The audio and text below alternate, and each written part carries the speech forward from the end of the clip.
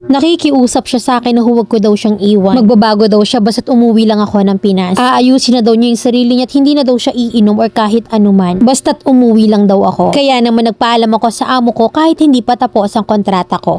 13 years na kami ng partner ko at mag 14 years na kaming mag-live-in ngayong 2025. At meron na kaming 3 anak. Yung kinakasama ko yung mabisyo, matakaw sa alak at sa tagal namin nagsasama. Hanggang ngayon ay hindi pa rin siya nagbabago. Na kapag nakatikim siya ng alak diretsyo na yon, hindi na talaga mapigilan. At kapag nalasing siya kung ano yung sinasabi niya sa akin na kesyo wala daw akong kwenta o wala akong naitutulong sa kanya. Nagsasawa na ako at madalas ay nagkakasakitan na kaming pisikal. Last 2020 ay nagkaroon siya ng karelasyon sa trabaho niya na nadala lang daw siya dahil daw sa mga problema namin. Pero hindi naman sapat na dahilan yun para gawin niya sa akin yung ganon. Buntis pa ako sa 2 anak namin nung ginawa niya yon sa akin. Na habang nakahukay ang isang paa ko sa panganganak ay yung ka-live-in ko ay nasa kanyang kalaguyo. Na wala naman akong kaalam-alam kasi nung nalaman ko yung 1 week na nung nakapanganak na ako. 6 AM yun ng umaga nung pinuntahan ako ng kapatid niya at nagmamalasakit sa akin. Ang sabi niya kung pwede daw ba akong umuwi muna sa bahay kasi kagabi pa daw akong tinatawagan. Pero hindi lang daw niya ako makontak. Isang barangay lang ang pagitan ng bahay namin at ang mga in-laws ko. Na habang binabaybay ko ang daan papunta sa kanila, nakita ko yung partner ko na may kaangkas na babae. Hindi pa ako naniniwala nung una pero napatunayan ko na nang masundan ko sila ng motor. Pagbaba ko ng motor na sinasakyan namin at makarating kami ng palengke, dun na ako nagpababa. Dali-dali akong tumakbo at hinabol ko siya at sinabunutan ko at pinagsasampal ko siya. Hindi naman siya lumalaban nun at habang ako naman yung nagsisisigaw nun sa galit. Sinakay ko sa motor yung babae at dinala ko sa bahay ng biyanan kong hilaw. At dun na rin kami nagpang-abot-abot ng partner ko. Doon na kami nag-away-away habang pinagsasampal ko yung babae na meron din palang kinakasama. Hindi ako kinampihan ng ka-live-in ko at mas kinampihan niya pa yung kabit niya or yung kirida niya. Umiiyak na lang ako noon sa sama ng loob. Umuwi na lang ako sa bahay na sobrang bigat ng dibdib ko na hindi ko na alam yung gagawin ko. Hindi ko alam kung bakit niya nagawa sa akin yon na mas pinili niya pa rin akong iwan. Hanggang sa iniwan niya rin yung babae at inayos namin ang relasyon namin. Tinanggap ko siya dahil sa mga anak namin kasi naaawa ako sa kanila. Lumipas ang 1 taon na balitaan ko na nanganak yung babae at hindi ako nagkamali na anak yon ng ka-live-in ko dahil kamukhang kamukha niya. Hanggang sa nagdesisyon ako na mag-abroad papuntang Saudi. Nakalis na ako at unang buwan ay okay naman kami. Pero nang mga sumunod na buwan ay palagi na siyang nagiinom at nabalitaan ko na napapabayaan na rin yung anak namin. Na palagi daw lasing yung ka-live-in ko nagwawala. Hanggang sa ako naman ay hindi makapagtrabaho ng ayos dahil iniisip ko yung mga anak ko. Nagsabi ako sa mga magulang ko na kung po pwedeng kunin yung mga anak ko sa poder ng ka-live-in partner ko. Pumayag naman ang mama ko at siyang nag-alaga sa mga anak ko at yung ka-live-in ko naman ay mabisyo pa rin. Ganun pa rin, walang pinagbago. Lagi kami nag-aaway sa cellphone at kahit may trabaho ako ay tawag ng tawag sa akin. Meron akong kaibigan nagtatrabaho din sa Saudi na medyo malayo kami sa isa't isa. At nung nakausap ko siya, nagsabi ako ng problema ko sa kanya at sinali ko siya sa GC ng mga OFW. Hanggang sa meron akong nakilala na siya yung unang nag-message sa akin at nalaman kong taga Nueva Ecija siya at ako naman ay taga La Paz, Tarlac sa Pinas. Ilang araw kami nag-usap at lagi siyang tumatawag sa akin, lagi ding nagchat-chat. Nagchat din siya ng mga sweet message sa akin hanggang sa naging kami na nga. Nagkapalagayan kami ng loob na hindi ko alam kung tama ba yung ginawa ko kasi nahulog ako sa kanya. Siguro dahil napakalayo niya sa ka-live-in ko, napakabait at maalalahanin. Na ang sabi niya pa tatanggapin niya yung mga anak ko. Na meron din nga pala siyang anak sa una niyang kinakasama. Mas matanda ako ng 5 years sa kanya pero kahit na ganun ay napamahal kami sa isa't isa. Hanggang sa nalaman nga yun ng ka-live-in ko at dun na nag-umpisa ang lahat.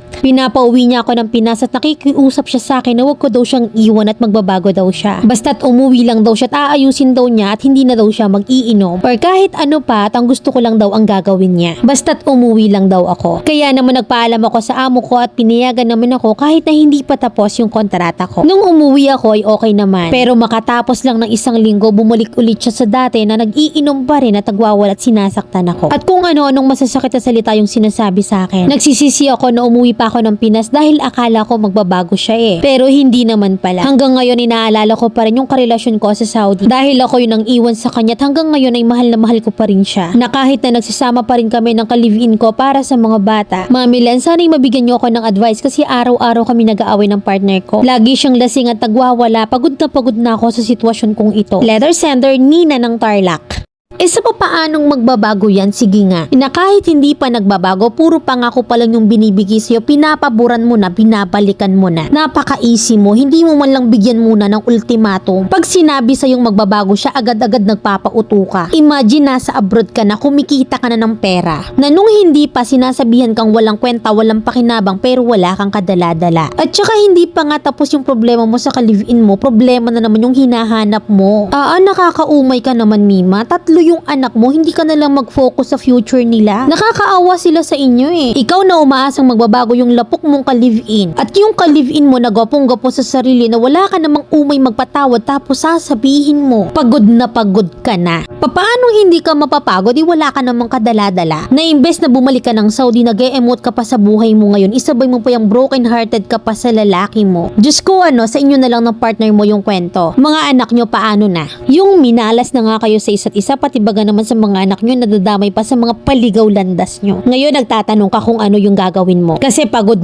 ka na. O di magtiyaga ka lang, antayin mong mabuti yung mata mo kung magbabago baga. Tapos maglungkot-lungkutan ka, dibdibin mo yung lalaki mo. Hangin na lang yung ipakain nyo sa mga anak nyo. Wag na kayong mag-focus sa mga anak nyo. Sarili nyo na lang, okay na yan. Para sa future, isumbat ng mga anak nyo sa inyo how irresponsible lang ka-live-in mo at ikaw na ina. Na imbes sila yung unahin mo, nakahanap ka pa ng lalaking may 2 inakay rin. Sige lang, para sa future, karibok yung mga anak nyo at anak niya. Diyos ko, wala man lang lesson learned sa'yo eh. Hindi ka papagod. Kasi nagdadagdag ka pa ng batong ipupukpok sa ulo mo eh.